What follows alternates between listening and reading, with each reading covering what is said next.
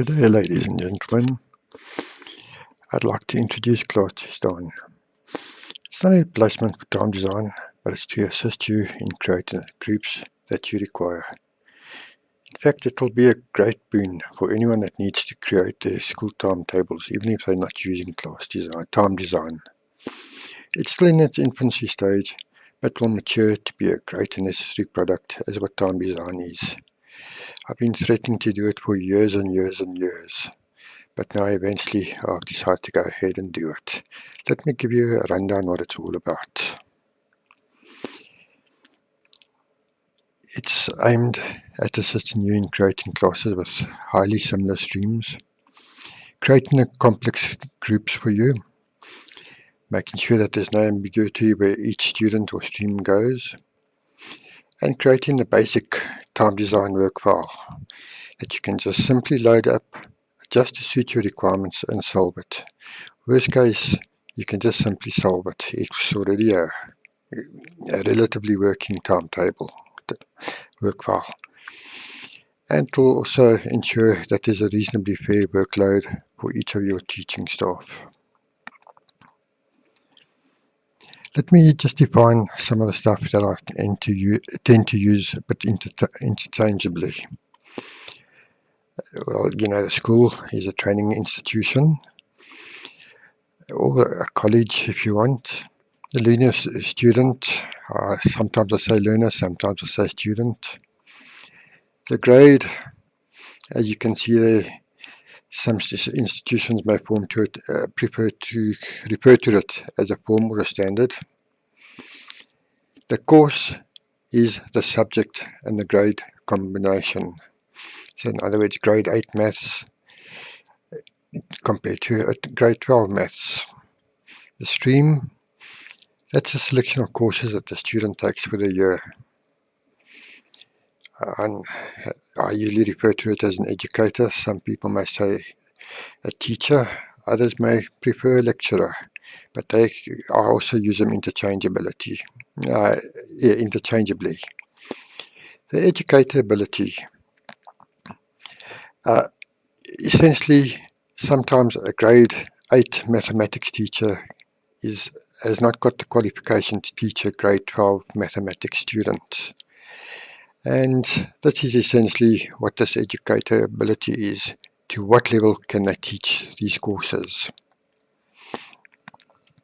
The junior grades are fairly easy because most of them go to the same subjects. So they can virtually be grouped by class. They're reasonably easy to do. They usually have the same educator for that subject. And they can be treated virtually as an individual person. Okay, you would limit it to the size of what your physical class can take for the number of students on there. But essentially, it's the same thing. Senior grades are slightly more complex. They're very similar to the junior grades with some of the subjects, for example, like LO or the various odd ones. But sometimes they merge together with different streams. And some might go to mathematics, some might go to maths literacy. But then you don't want a small class of 10 or 12 people, whereas another class would also be split up to possibly mathematics and maths literacy. So it's best to combine them to make your complex combination, where the two classes, the mathematics students are combined to mathematics, and the maths literacy students are combined to go to maths literacy. And of course, they both need their own lecturer or teacher or educator. There we can see there's simple groups. They're just simple, straightforward. The entire class goes to the subject, and it's usually just a single teacher that teaches them. The complex groups are a bit more complex, where they can be split up as what I defined earlier. You'd think it might be easy. You got the history. Yeah, I'm just using extremely simple situations. Let's take 3 students. As you can see, the science, we got 3 students, so they can all go create the groups there. Life sciences 2 students, accounting 2 students, and history 2 students. But you can't create the groups from that. You need much more details. Let me give you a summary on the next slide. As you can see, stream A or student A, he takes history, science, life sciences. Student B, accounting, science, life sciences. And stream C or student C, accounting, history and science. So now you can see it's easy to put the science people together. And you can possibly put accounting people together. You can possibly put the history people together. Or you can put the life sciences people together. But as soon as you put 2 of the accounting students together, the other one either has to go to history or life sciences, which now we've got a life sciences there and we've got a history there. In other words, we're going to have to create another group somewhere. This is why I say it is not so easy to create the groups.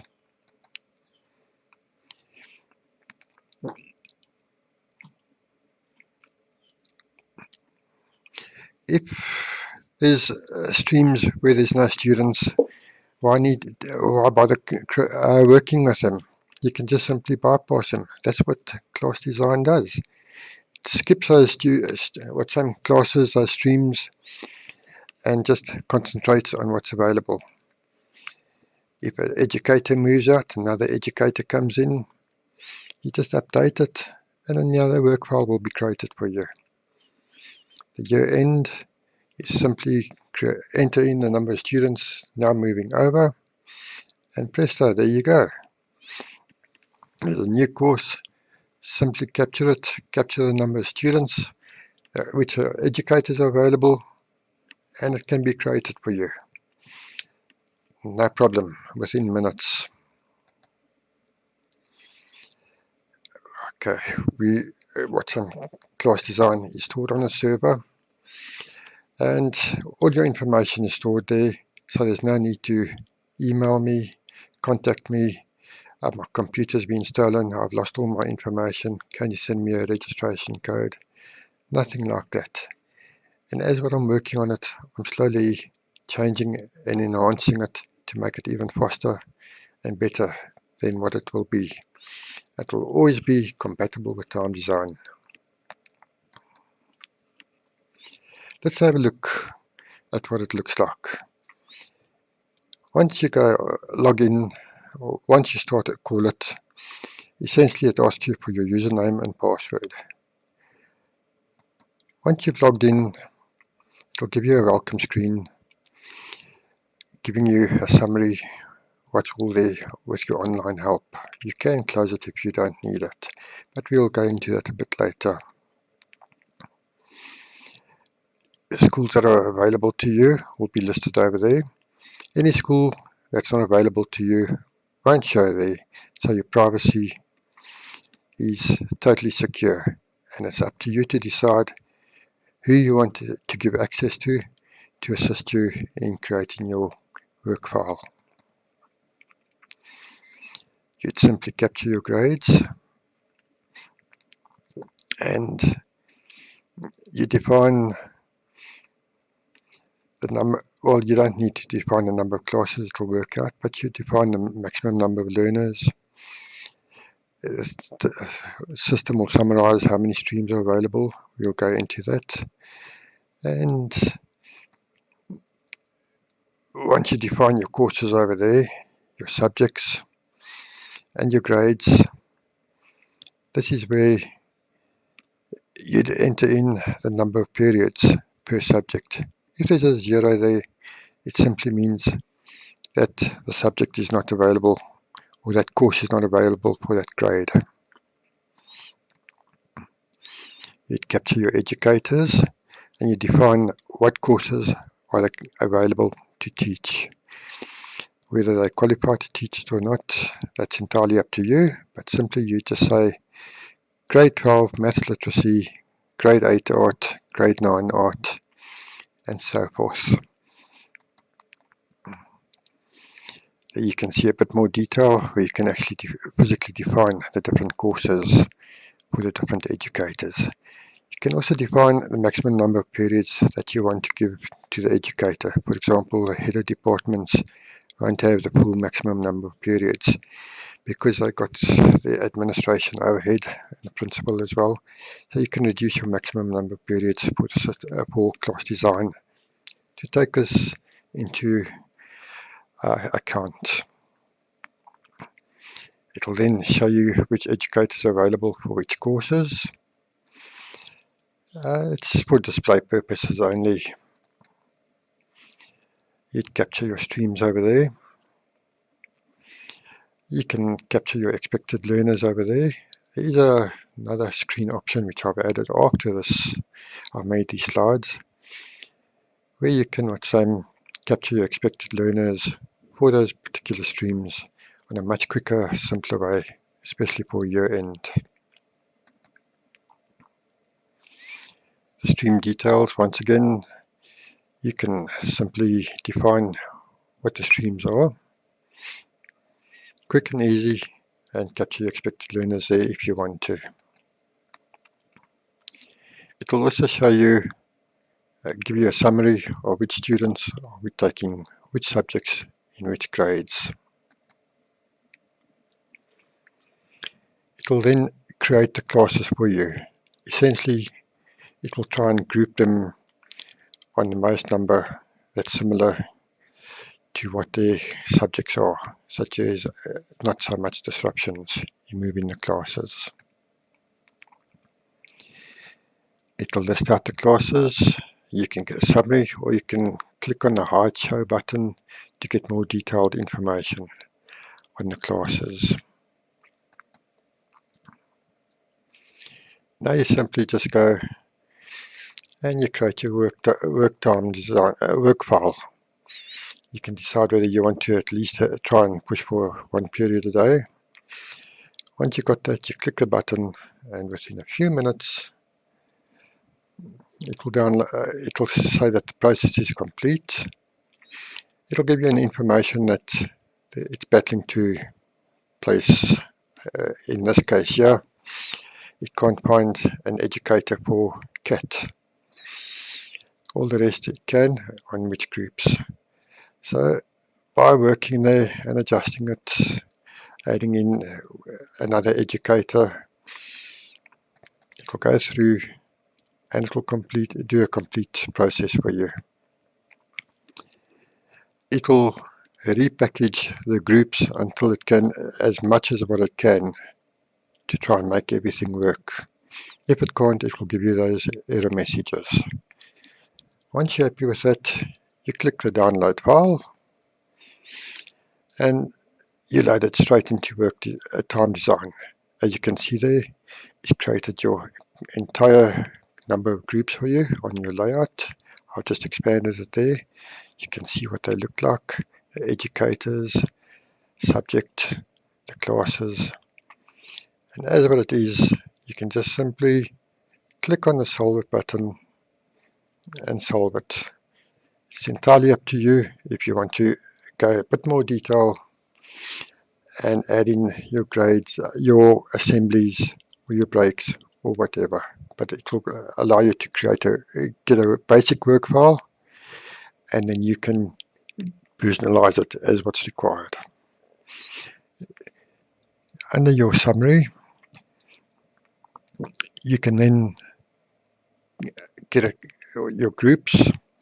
You can see which ones are going to which subjects, the group name, subjects, and this can be scrolled through, printed out, and you can get a more detailed one where it will actually list out, as you can see, these two identical students, student number 29 and student number 30,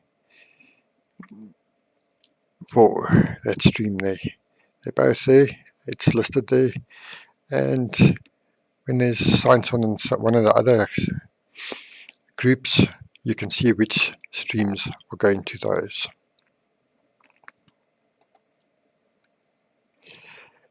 You can have a look at your allocations so that you know exactly which student goes to which class and to which grade. You can adjust your profile.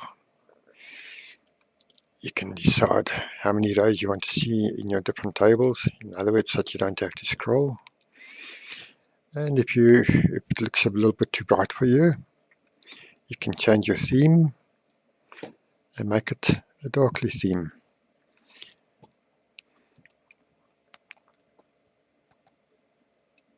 And thank you for having a look at it, and hopefully you'll think about this, that this will definitely assist you in creating your timetables come the end of the year.